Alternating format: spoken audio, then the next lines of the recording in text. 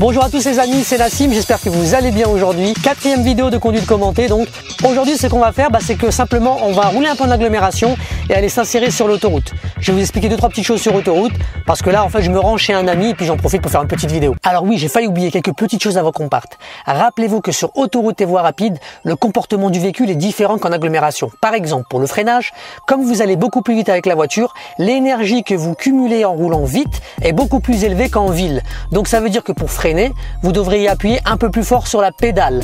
Attention aussi, sur autoroute et voie rapide, on évite de freiner en premier. On va d'abord utiliser ce qu'on appelle la décélération, c'est-à-dire qu'en fait on va relâcher l'accélérateur et laisser le frein moteur agir d'abord. Et effectivement, si ça suffit pas, on va freiner, d'accord? Aussi sur autoroute, attention à bien maintenir ce distance de sécurité. Pourquoi? Parce qu'en fait, quand on maintient pas le distance de sécurité, en fait depuis tout à l'heure je regarde à côté, mais c'est pas grave. Quand on maintient pas le distance de sécurité sur autoroute, ça peut être très dangereux. Pourquoi? Parce que au contraire que quand on roule en agglomération, vous savez, sur autoroute et voie rapide, quand le véhicule devant freine, on met beaucoup de temps à s'en rendre compte parce que les vitesses sont beaucoup plus élevées. Du coup, la distance, on a l'impression qu'elle se réduit pas et puis d'un seul coup, elle se réduit. Donc, c'est très important de garder ces distances de sécurité, d'accord?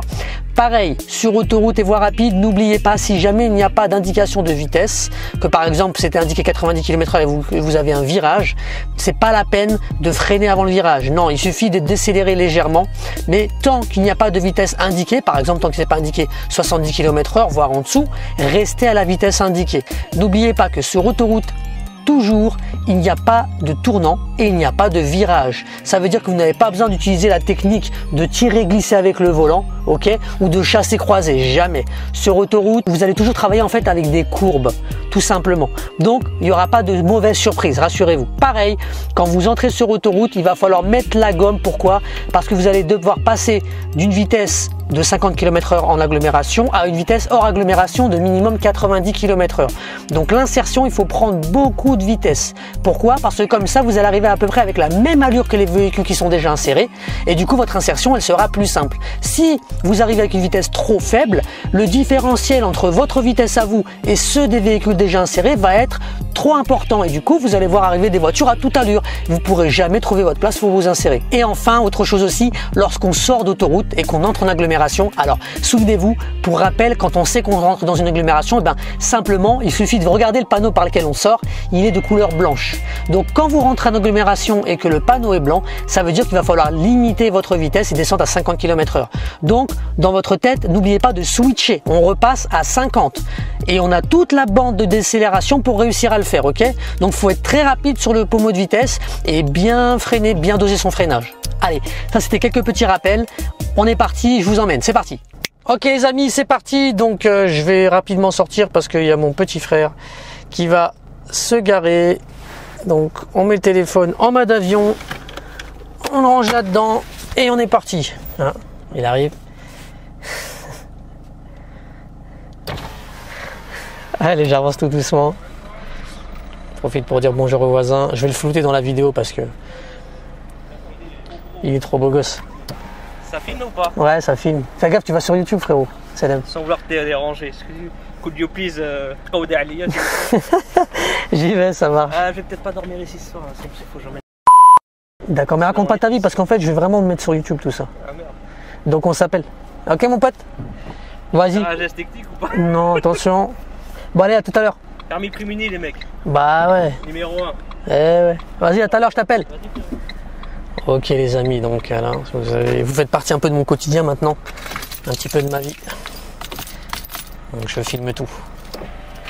Allez, c'est parti, je vais vers la barrière, on se lance donc. On fait ses contrôles. Non, je vais relever un peu mon dossier, parce que là je suis un peu trop... Allez, on va aller à gauche.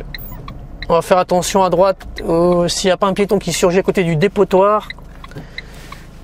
Et on va aller doucement aussi à gauche. Là, j'ai un véhicule qui arrive. Je vais donc attendre un petit peu avant de m'insérer. Je suis déjà signalé à gauche, personne à droite. Je m'engage. Allez, je mets ma deuxième vitesse. On va continuer à suivre le véhicule devant nous.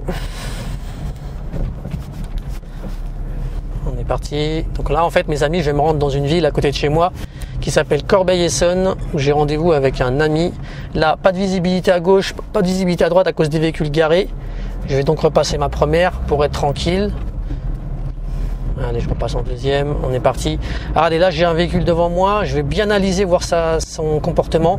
Alors c'est bon, il attend derrière, il ne bouge pas, donc je vais pouvoir m'engager. Et celui qui est derrière, vous voyez le Citroën là, il a vraiment serré sur le milieu de la route, donc je vais prendre mon temps et repasser une première. De toute façon, c'est bien de passer une première ici, pourquoi? Parce que regardez, là il y a des véhicules qui arrivent et là il y a une priorité à droite.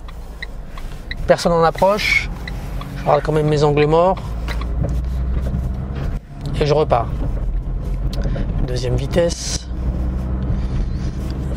Et là je vais serrer légèrement la ligne du milieu parce que j'ai des véhicules qui sont garés à droite et là vous savez il est 18h30, les gens rentrent du travail et on peut avoir à tout moment un véhicule, quelqu'un qui sort d'un véhicule, donc par précaution je vais serrer légèrement la ligne médiane, comme ça je laisse bien 1 mètre avec les véhicules garés, d'autant qu'il y en a, regardez comme le 4x4 devant nous, ils sont pas super bien garés. Bon, le créneau est pas facile hein, parce que là vous avez dû remarquer, le véhicule a dû se garer en fait dans un virage. C'est vraiment pas évident à faire ça. Allez, là je me lance, je suis dynamique. J'ai plus d'incertitude devant moi. Tout va bien. Je suis en agglomération. Je vais quand même faire gaffe à rouler à 50, pas au-dessus. Et je vais aller à droite à la prochaine intersection. J'ai un coup d'œil dans mon rétro intérieur. Personne ne me suit. Je passe une deuxième, vous voyez, je relève l'embrayage. Là, je dose. Arrivé à 1000 tours minute, je pense bien à débrayer à fond. Et je m'arrête. Et on ira à droite. Bon, je vais attendre avant de mettre une première. Le feu est encore rouge.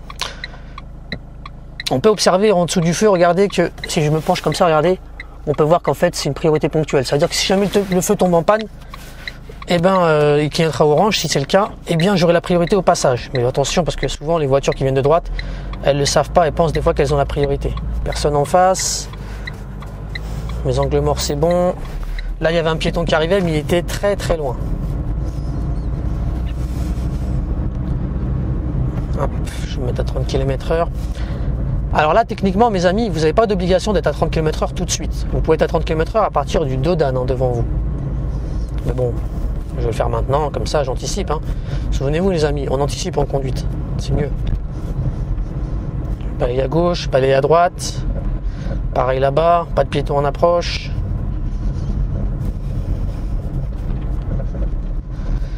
Voilà, donc là j'ai passé une intersection. Logiquement le panneau 30 km/h s'annule, je vais pouvoir repartir et monter à 50.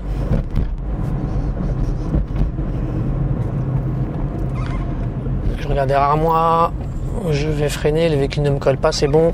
Pas de piéton en approche. Là au carrefour à San Girator, je vais prendre en face là-bas.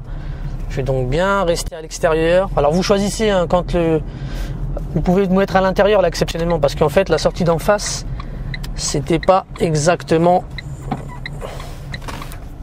En fait, c'était pas vraiment en face, vous savez, c'était plutôt en biais, plutôt vers la gauche. Donc là, vous pouvez choisir, mes amis, gauche ou droite. L'avantage d'aller à droite, c'est quoi? C'est qu'en fait, j'ai pas besoin, en fait, après de me rabattre. Je suis déjà à droite, ok? Mais quoi qu'il en soit, que vous ayez à l'intérieur ou à l'extérieur, n'oubliez pas, c'est très important de choisir votre voie. Restez pas au milieu. Choisissez votre voie. Là le feu est vert, donc il n'y a pas de... En fait ici vous savez, c'est un carrefour à San Girator avec priorité à droite en réalité. Enfin, priorité à droite, mais elle est donnée par les feux en fait. Donc si jamais les feux tombent en panne, mes amis, il faudra regarder s'il n'y a pas des panneaux céder le passage. Voilà, je vais m'insérer. J'ai un véhicule qui me colle, je ne peux pas y aller encore. Je vais ralentir un peu. Voilà, c'est bon. J'ai l'espace. Je m'insère avant la fin.